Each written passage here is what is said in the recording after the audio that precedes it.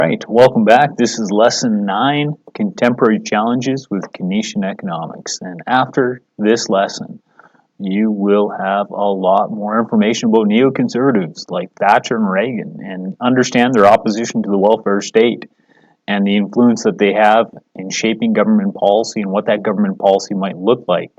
And through this, we will see the continued evolution of liberalism. Now, in this document, you can see, once again, I have some notes taken for you. So lots of notes here.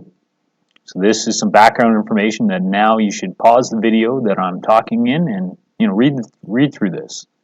I'm about to add to it. I'm not necessarily going to go over every detail. So in summary, the challenge to modern economic liberalism that is coming from neoconservatives is that they believe that modern economic liberalism, freedom through government, has corrupted the individualist pillar or foundation of America. And in the process, it has created a culture of dependence. And that culture of dependence has created an America where the government has grown dangerously large and the debt has grown even more dangerously large. So there have been some politicians and some economists that have come up with a solution. Politically, we have Prime Minister Margaret Thatcher of the United Kingdom, and we have President of the United States, Ronald Reagan. In terms of the economic theorists, we have Frederick Hayek and we have Milton Friedman. So those are all names that we need to be familiar with for multiple choice, and we need to understand their policies for the written responses.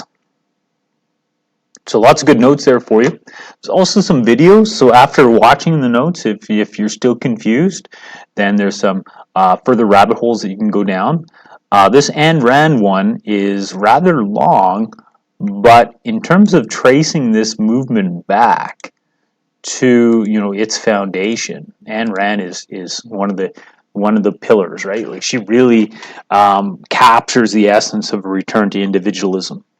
So what are some core ideas? Well, the free market, not the government, should ensure the protection of individual rights and standards of quality. And it's through the free market, not government, that we can deliver extraordinary prosperity.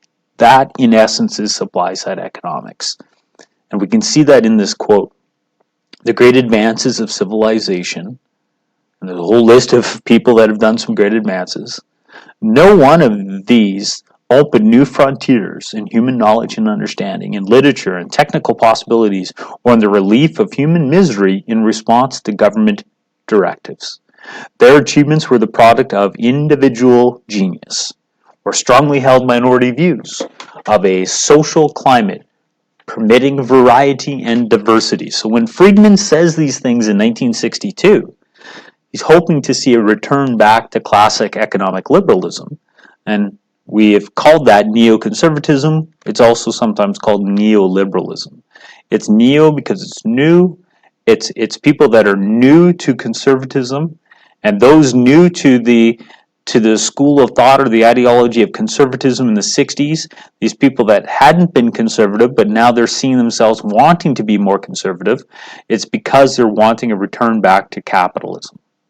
So what is neoconservatism? For the sake of this, it's in Chapter 8 as well, Chapter 6 and 8 of the textbook. That does a great job in there too. Hopefully you've already read it. But it is a return back to the faith in the free market. Here's Hayek's ideas. Economies are too complex for any one person or one group to control.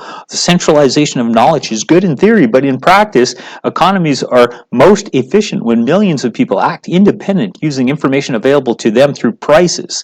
Sounds a lot like a return back to free market principles here. In the 1980s, a young college student, Jimmy Wales, read an article from Hayek and was fascinated by the contrast between limited individual knowledge and the possibilities of pooled wisdom. The open source software movement had already demonstrated the power of mass collaboration, and in the 1990s, New Wiki open-ended tools led him and a partner to launch an experimental website, Wikipedia. So Hayek had provided an intellectual rationale for today's distributed knowledge platforms and community finance enterprises, anywhere from Wikipedia to Kickstarter. It's the idea of the wisdom of crowds, and you can unlock the wisdom of crowds not through oppression from government or regulation from government, but through freedom, through capitalism. Although the sometimes messy bottom-up way of providing solutions seems logical today, in Hayek's time, when the central planning of the Allies had been critical to success in World War II and had allowed the Soviet Union to become a superpower, in Hayek's time, this idea was quite revolutionary. And we have some more quotes here. More quotes that talk about why socialism doesn't work and why return to capitalism was necessary. And again, these quotes would be brilliant for you to include into your essay writing. Not only can you read through the quotes and say, could I do an A1 source interpretation here? But could I also add these quotes to my own understanding of economics and make more sound arguments based upon them? The inherent vice of capitalism is the unequal sharing of blessings. The inherent virtue of socialism is the equal sharing of miseries. Some great quotes from Ayn Rand as well. So if you don't have time to read that or watch that video, I put some quotes in here for you. But not everybody agrees. Some people would say that capitalism is cruel and the government needs to provide for those who are, still waiting for a livable wage. This is a brilliant cartoon, right? So she's waiting for a livable wage, and her future is starvation. Without the freedom through government, her destiny is to starve to death, that she will wait forever.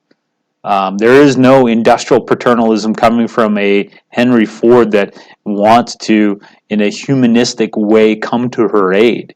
That because of greed, those who she works for will not help her and give her that assistance. So we have a role the government must play. So this is some critic, right? They're being critical of neoconservatism here. Thatcher is one of the main politicians that puts neoconservatism into practice. There's a nice video on Thatcher. Thatcher has some amazing quotes.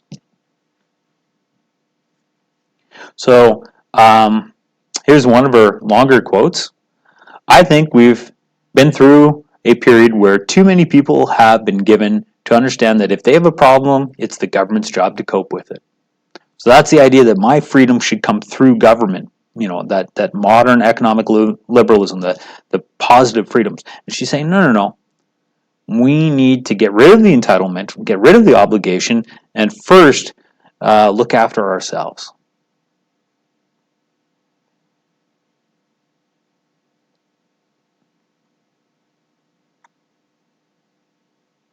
Once the state plays fast and loose with economic freedom, political freedom risks being the next casualty.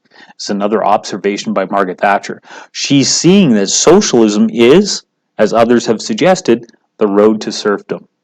That if we become dependent upon the government for our economic well-being, then they'll be large enough to take away our political liberty as well. Her political philosophy was founded on a deep skepticism of the ability of politicians to change the fundamentals of the economy. That rather you need people closer to the market to make those decisions. Some people are critical of Reagan and say, well, Reagan, you said you were going to return back to capitalism. Here's the debt that was created before Reagan. Here's the debt that Reagan creates. Does that not mean that Reagan was saying government should do less? But wow, look, Reagan is spending trillions of dollars he didn't have. Well, Reagan also was trying to end the Cold War by spending his opponent into opposition. So these numbers are mostly because of his investment in the military. So does it make him a hypocrite because he's saying the government needs to do less, but at the same time his government was spending more? His government was spending more not on the people but on weapons, and he was doing that to end the Cold War. So what did Reagan do?